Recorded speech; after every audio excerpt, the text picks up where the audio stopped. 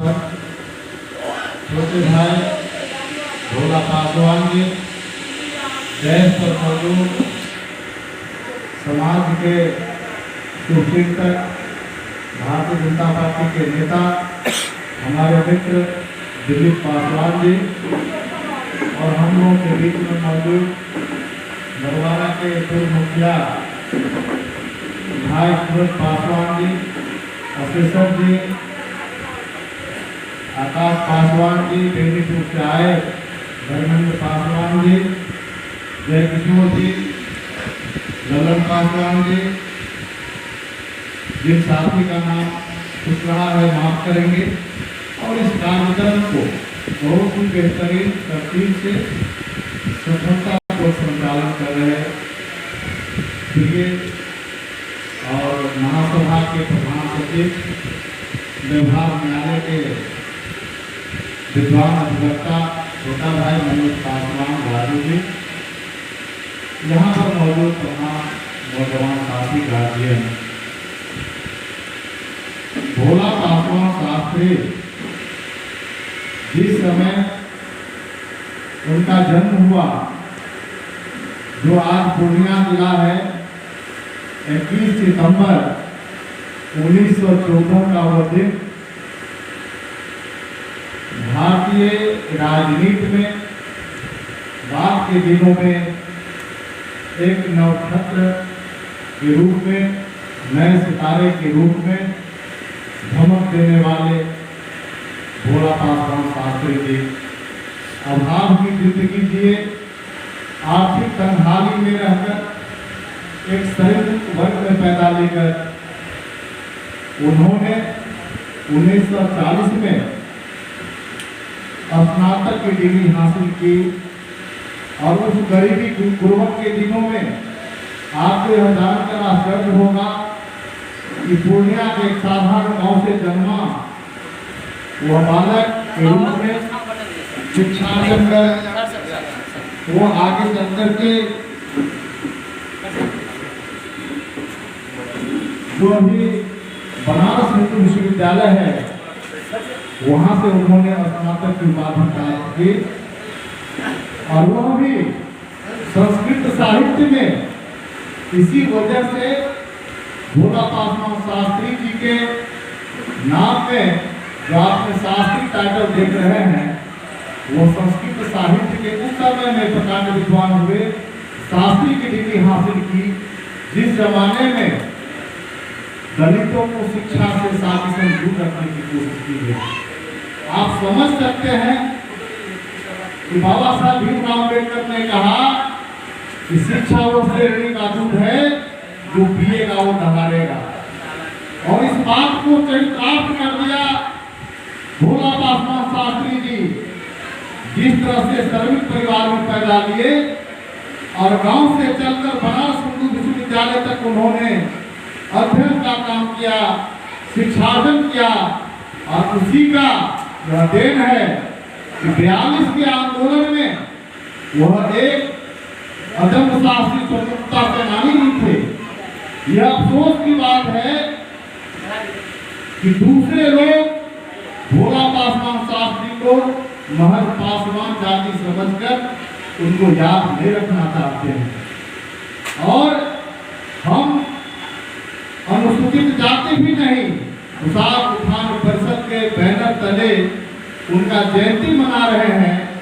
एक और हम परिषद का आभार व्यक्त करते हैं, तो दूसरे तरफ अफसोस होता है कि एक ऐसे महान विभूति जो प्रेरणा के स्रोत हैं, राजनीति में जो वंशवाद है, राजनीति में जो आर्थिक अपराध है, राजनीति में जो भ्रष्टाचार है, उसमें भोला पासवान शास्त्री आज के दिनों में उस वंशवाद के ऊपर तमाचा है, राजनीति के भ्रष्टाचार के ऊपर तमाचा है। यह राजनीति के सूचिताकरण का प्रमाणीकरण अगर है तो उस महान विभूति का नाम भोला पासवान शास्त्री है। भोला पासवान शास्त्री हमारे पुरखा हैं, हमारे प्रेरणा के स्रोत हैं। और आप समझिए, जिस किसी भी समाज का व्यक्ति अपने पुरखा और पूर्वज को अगर भूल गया, आपने अपने इतिहास को नहीं समझा, तो आप समझ लीजिए कोई भी कार्य योजना तभी सफल होता है जब बीते दिनों आप उसकी कहानी को समझिए। और वह कहानी एक दिन में नहीं बनती। भोला पासवान शास्त्री एक दिन में नहीं बना होगा, कई दशक लगा होगा भोला पासवान शास्त्री बनने में, जो बिहार का 3 बार मुख्यमंत्री रहे हैं।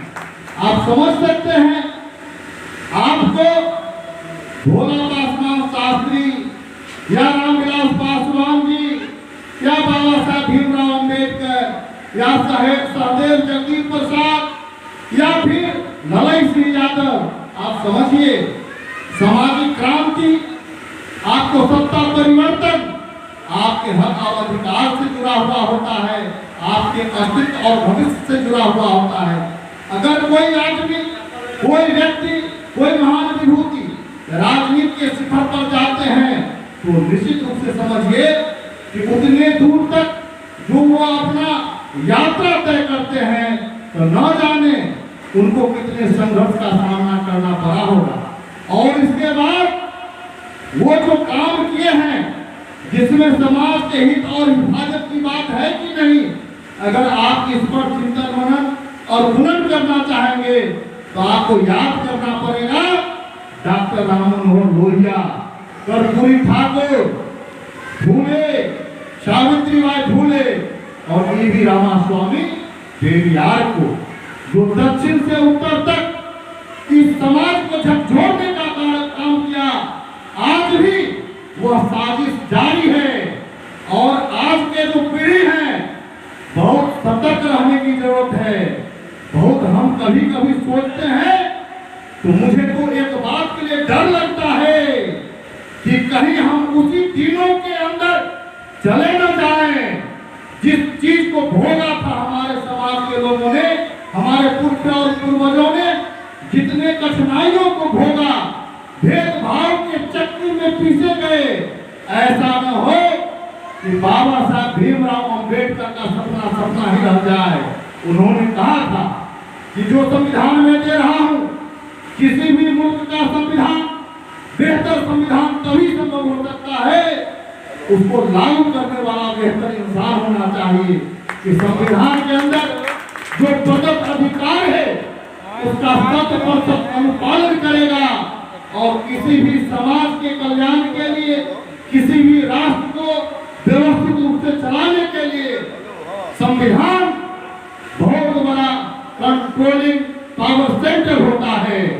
आज क्या हो रहा है पाकिस्तान के अंदर में, 7 आजाद हुए थे और यह भी जानिए कि जोगेंद्र मंडल जो दलित का बेटा था, इस आजाद हिंदुस्तान के 2 देश बने, पाकिस्तान और हिंदुस्तान।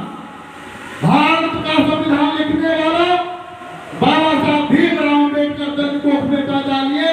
तो यह भी जान लीजिए, ये गर्व की बात है कि पाकिस्तान का भी संविधान लिखने वाला, दलित घर में पैदा लेने वाला जोगेंद्र मंडल था। कहाँ गए थे वो लोग? गाल बजाने वाले लोग, बुद्धिजीवी कहलाने वाले लोग, बुद्धि से जीने वाले लोग, जो कहते हैं कि आरक्षण देश के विकास को अवरुद्ध करता है।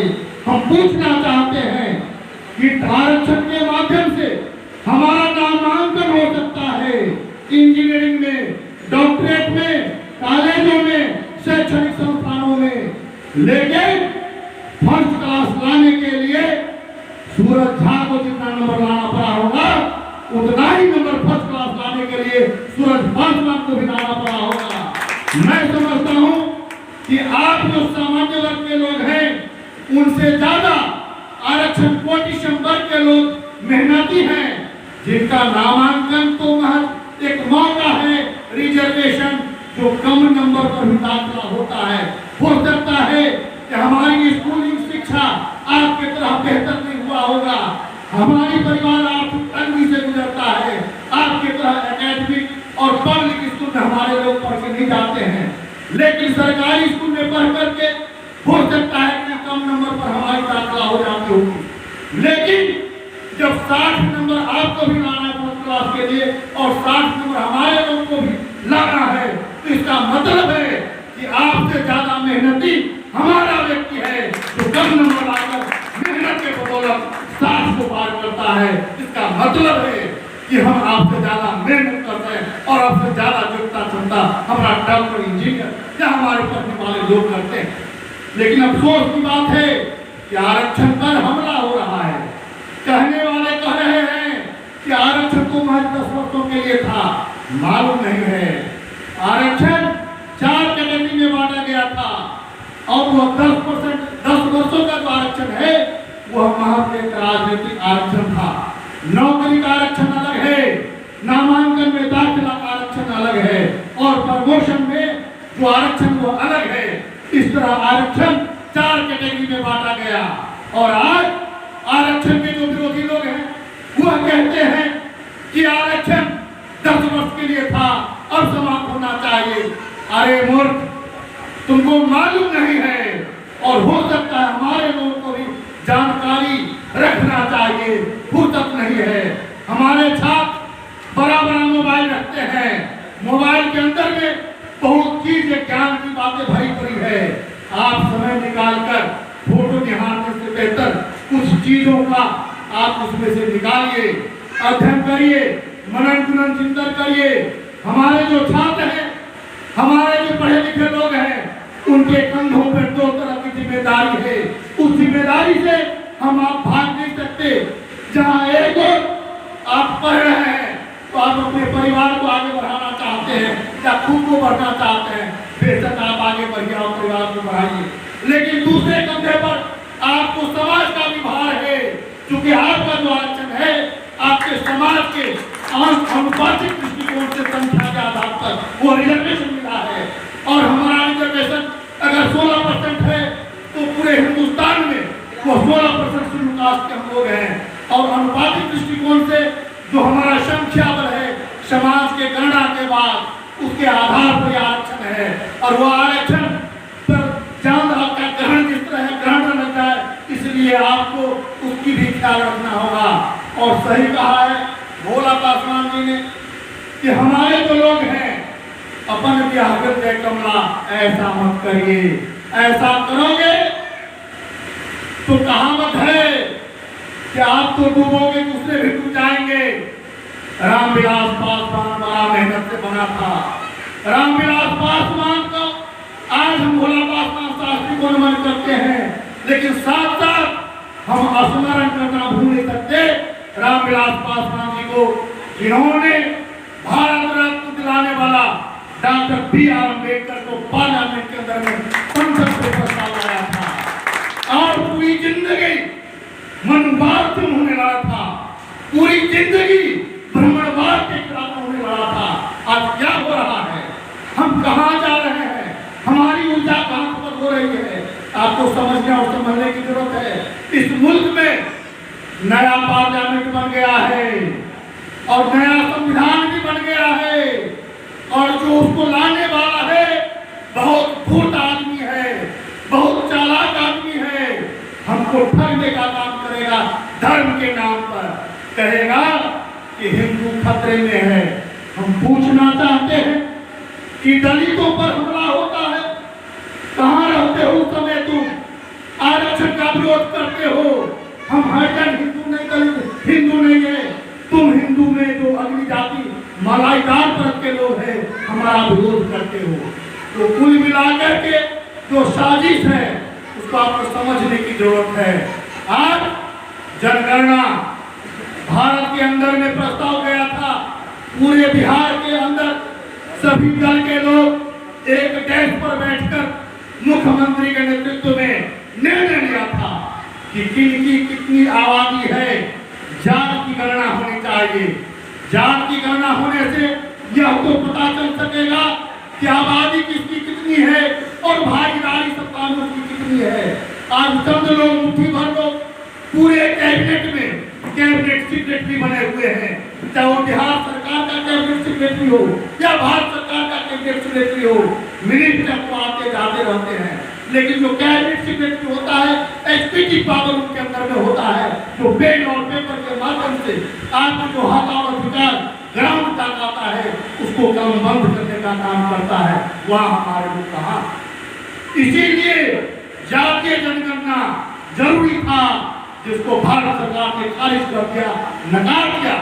लेकिन धन्यवाद का बात मैं मानता हूँ नीतीश कुमार को, उसमें कहने में कोई बुराई नहीं है। जो हमारे हक की बात करेगा हम उसके साथ खड़े होंगे और होना चाहिए। जातीय जनगणना पर लगाया और कहा है कि देश में भले भारत सरकार खारिज कर दिया, लेकिन बिहार के अंदर में हम हर जात की गणना करेंगे और जातीय जनगणना की मोहर लगी है। और आप हम जितने लोग हैं उस जातीय जनगणना के समय में आपको सतर्क रहने की जरूरत है। और दूसरे तरफ आपको भी दरियादिली दिखाना होगा। आज पासवान जाति सबके नजरों पर चढ़े हुए हैं, इस बात को आपको मानने से इनकार नहीं करना होगा। उसकी वजह क्या है कि आप बर्दाश्त नहीं करते, आप जोरों तुम को जवाब देना जानते हैं। तो ऐसे में पासवान को कैसे विलय किया जाए, यह कोशिश भी जारी है। आपको अनुसूचित जाति के जो अन्य लोग हैं उनको भी गले लगाना पड़ेगा, उनसे भी बातें करनी होंगे और उनको भी विभिन्न कार्यक्रमों के माध्यम से सिंबॉलिक सही लेकिन रिप्रेजेंटेशन देना पड़ेगा, ताकि यह मैसेज जाए कि पासवान को अलग करने वाले सावधान हो जाओ, हम अलग नहीं है। हमारे साथ हमारे छोटे छोटे जो समूह है, हमारा छोटा भाई है, चाहे वो मुसर हो या चाहे बातर हो या राम या रंगदार समुदाय के लोग हो। अगर आप ये दरियादिली नहीं करोगे, आप समझ लीजिए एक कोशिश हुई थी, लेकिन उस कोशिश को हम लोगों ने बार बार मिल करके महेश्वर हजारी जी ने, शशि भूषण हजारी जी जिनको मैं नमन करना चाहता हूँ, स्वर्ग के राजा हुए स्वर्गवास में, उन्होंने भी जाकर के मुख्यमंत्री जी को कहा था कि ये जो आपने किया है इस पर पुनर्विचार करिए। हम अनुसूचित जाति के लोग हैं, हम एक रहना चाहते हैं। हमारा छोटा भाई हो सकता है, हम बड़ा भाई हो सकते हैं, हमारे अंदर कुछ डिफरेंसेस कुछ बिंदु पर हो सकता है, लेकिन हम एक हैं, हमको बांटे नहीं। और यह जानकर आपको खुशी होगी कि आज दलित महादलित समाप्त हो चुका है, अनुसूचित जाति कर रहा है। और जिस महादलित का रविदास थे जिलाध्यक्ष प्रदेश अध्यक्ष और वे दलित को कोसता था, वह पार्टी के अंदर दलित महादलित को जरूर किया गया है और अनुसूचित जाति मोर्चा बना है। इसीलिए आपकी ताकत, आप जब बोलेंगे तो लोगों को सुनना पड़ेगा, मानना पड़ेगा और मानेगा उसी में आपका हक अधिकार संरक्षित रहेगा। इन्हीं चंद शब्दों के साथ अपनी वाणी पर विराम देता हूँ। जय हिंद, जय भारत, धन्यवाद।